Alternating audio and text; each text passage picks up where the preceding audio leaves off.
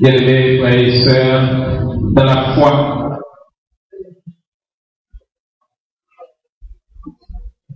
que la grâce et la paix vous soient données de la part de Dieu notre Père et de Jésus-Christ notre Seigneur et Sauveur.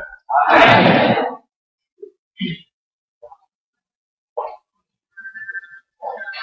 Lorsque le temps où Jésus devait entrer dans la gloire arriva, il prit la résolution de se rendre à Jérusalem. La détermination de Jésus de nous sauver.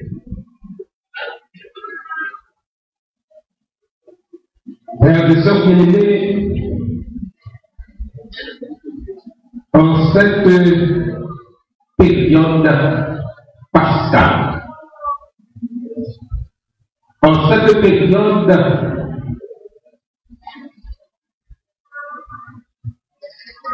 appelée selon la liturgie chrétienne temps de carême, temps de la passion du Christ,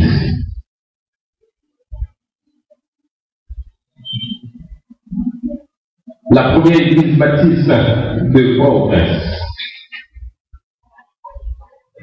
Au début de ce mois, va être clôturé avec la grande célébration de la Pâque.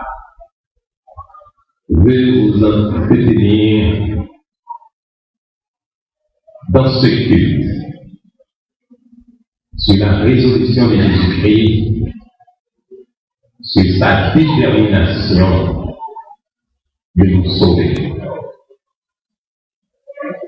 Jésus prit la résolution de se rendre à Jérusalem. Cette phrase introduit l'une des grandes sections de l'évangile de Luc, car nous lisons ce verset au chapitre 9, verset 51. C'est en effet ici que commence le parcours de Jésus en direction de Jérusalem. Les 10 chapitres suivants de Luc jusqu'au chapitre 19, le verset 27, pareil à un récit de voyage, relate les étapes majeures de ce long chemin vers la croix. Cette décision marque un tournant dans le ministère du Christ. Dès lors, la Galilée ne sera plus le centre géographique à partir duquel il exercera son ministère, même s'il fera encore une brève visite dans cette région, selon Luc chapitre 17, versets 11 à 37. Tous les événements de la suite du récit de Luc, y compris l'épisode galiléen, sont présentés comme des étapes intermédiaires de son voyage vers Jérusalem en vue d'y mourir. L'évangile de Luc met un accent très important et même plus important que les 3 autres sur ce moment décisif au cours du ministère de Jésus. Il tient en effet à souligner que Jésus était déterminé à accomplir la mission qui le menait à la croix. Le temps où Jésus devait remonter au ciel approchait. Il le savait bien. Mais il savait aussi que la croix se dressait sur son chemin avant l'ascension. Il résolut donc de se rendre à Jérusalem et d'affronter tout ce qui l'attendait là-bas. Résolution, c'est fermeté dans la décision selon ce texte. C'est la détermination. Il y a des résolutions prises au milieu des organisations, dans les différents parlements du monde. Mais ici, c'est autre chose. Jésus-Christ a pris une décision ferme. Il se détermine. Le temps où Jésus devait être réintégré dans la gloire s'approche. Il le savait bien dans son omniscience, mais il savait aussi que pour arriver là, la croix ignoble se dressait sur son chemin. Il savait qu'il devait souffrir et mourir aux mains des responsables juifs de Jérusalem, d'après Marc chapitre 8, verset 31. C'est pourquoi lui et ses disciples partirent de la Galilée au nord d'Israël pour Jérusalem, la capitale. La croix, mes frères et mes sœurs en Christ, n'est pas un hasard dans le programme de Dieu. Ce n'était pas une stratégie mise en place pour répondre à une situation d'urgence. Voilà pourquoi, lorsque le moment est venu pour notre Seigneur d'accomplir sa mission salvatrice, il tourna résolument le visage sur Jérusalem et s'y rend avec détermination pour affronter la croix. Cette décision ferme, cette décision énergique, cette décision volontaire traduit pour nous ce matin trois choses. Premièrement, l'amour de Dieu pour nous. Dans Jean chapitre 3, le verset 16, nous lisons quand Dieu a tant aimé le monde, il a donné son Fils unique afin que quiconque croit en lui ne périsse point, mais qu'il ait la vie éternelle. Romains chapitre 5, le verset 8, Dieu prouve son amour envers nous lorsque nous étions encore des pécheurs. Christ est mort pour nous. Et en Jean chapitre 4, verset 9 et 10, nous lisons l'amour de Dieu a été manifesté envers nous en ce que Dieu a envoyé son Fils unique dans le monde afin que nous vivions par lui. Et cet amour consiste non en ce que nous avons aimé Dieu, mais en ce qu'il nous a aimés et a envoyé son Fils comme victime expiatoire pour nos péchés.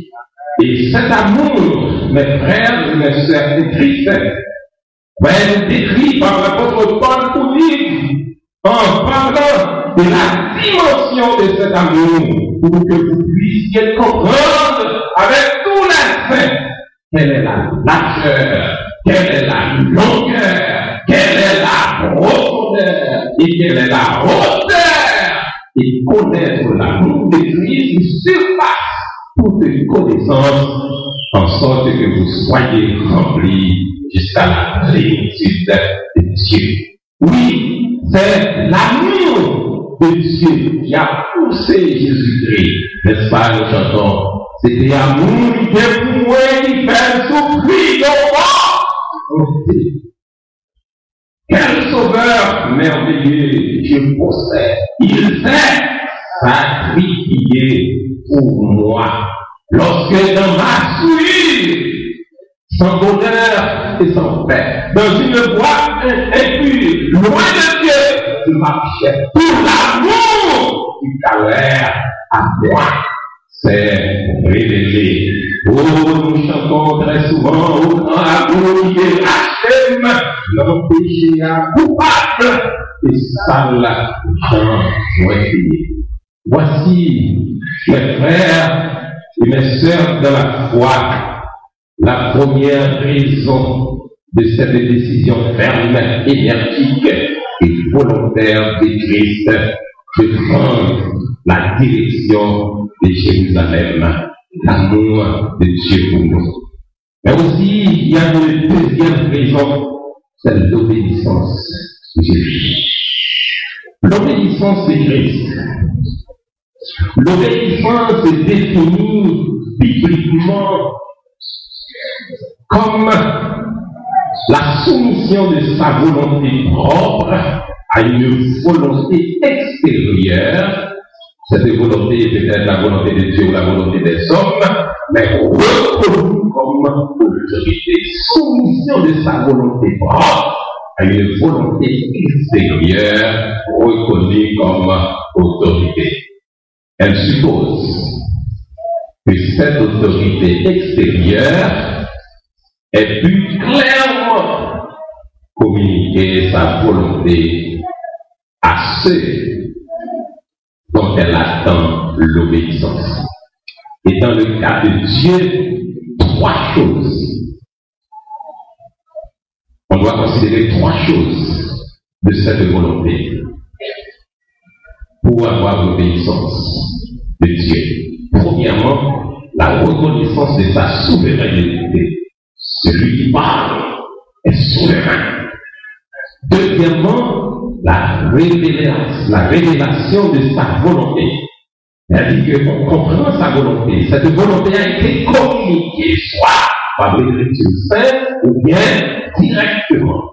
Et troisièmement, on comprend cette volonté. Et c'est ce que nous chantons dans le cantique. Mais nous pas qu'à connaître une merveille abolie avant nous consacrer toute bagaille parce que bien fait Dieu et la foi c'est pour mon vie, au pays. Ouais. La question de l'obéissance est cruciale, les frères de verset 6, dès les premières pages de la Bible. Avec une soumis par Dieu à un texte d'obéissance. La désobéissance du premier homme a entraîné toute l'humanité sous une malédiction dont seule l'obéissance du second homme, du second Adam, de Jésus-Christ, peut délivrer. Romains chapitre 5, le verset 19. Jésus-Christ a été pour nous un modèle d'obéissance, un modèle de serviteur. Isaïe chapitre 42, le verset 1er. Il a soumis sa volonté à la volonté de son Père. Somme 40, le verset 9. Et il a soumis aussi sa volonté aux autorités humaines. Matthieu chapitre 3, le verset 15. Il fut obéissant jusqu'à la mort, même jusqu'à la mort sur la croix. Philippiens 2, verset 8. Ayant appris l'obéissance par les choses qu'il a souffertes. Hébreux chapitre 5, le verset 8. Mes frères et mes sœurs en Christ, Jésus-Christ a souffert à cause de son obéissance. Il est entré à Jérusalem, il est allé affronter la croix à cause de son obéissance. Et voilà pourquoi l'obéissance occupe une place importante dans le Nouveau Testament. Celle-ci parle de l'obéissance à la vérité, c'est-à-dire se laisser convaincre intérieurement, de l'obéissance à l'évangile, de l'obéissance à Jésus-Christ, ou de l'obéissance de la foi, par la foi étant l'obéissance de la conscience du cœur et de la volonté à la vérité divine. Jésus-Christ a démontré sa détermination par l'obéissance en repoussant Satan. Car la tentation de Satan, en Matthieu chapitre 4, verset 1 à 11, c'est à détourner Jésus-Christ de cette décision, de cette détermination d'aller nous sauver. Oui, cette détermination par l'obéissance du Christ, eh bien, Jésus-Christ a démontré cette détermination par l'obéissance, en repoussant non seulement Satan, mais sa famille terrestre, qui le persuadait de renoncer à la mission rédemptrice. Marc chapitre 3, verset 31 à 35. En rejetant les conseils de ses amis les plus chers, qui ont cherché à le persuader à renoncer à sa mission, si elle portait sur la souffrance et la mort. Matthieu chapitre 16.